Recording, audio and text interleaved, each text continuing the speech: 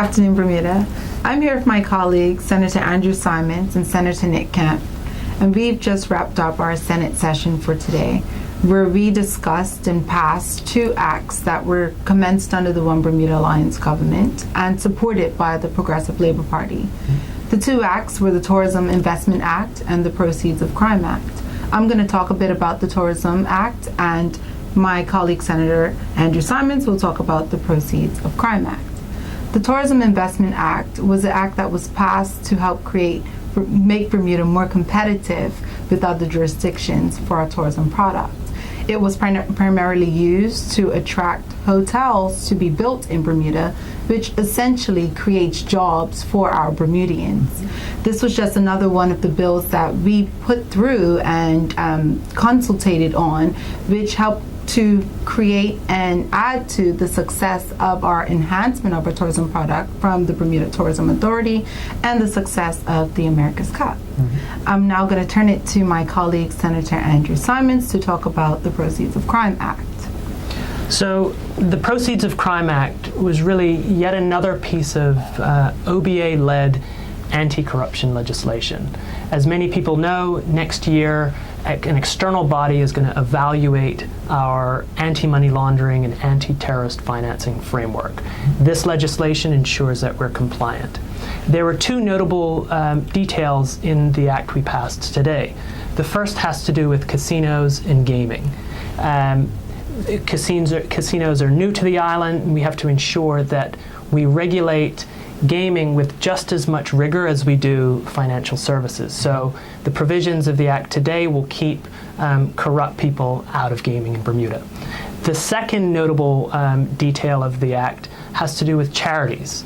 And there were some adjustments so that the smallest charities won't bear the huge burden of providing audited financial statements. The cost of doing so has been prohibitive for some small charities. So those are two notable improvements. Thanks, Andrew. I'm going to turn it over to my colleague, Nick Kemp, who's not going to talk about something that was debated and passed in Senate today, but about a topic that has been ongoing for the last week. Thank you, Nandi. So this week, or just today actually, we saw Minister Brown finally backtrack a bit on his Immigration Protection Act that was tabled in the House last week. The Human Rights Commission, amongst other bodies, have expressed concern about the wholesale attack on human rights and the lack of consultation.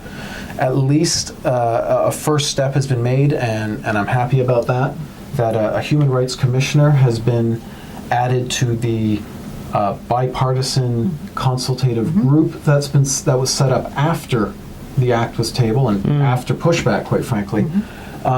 But my question comes down to, is this consultation in good faith?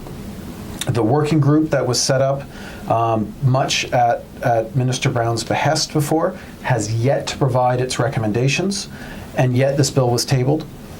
And yet this bill was tabled before this other bipartisan group was set up, and we still haven't heard their recommendations either. So I don't really understand the rush.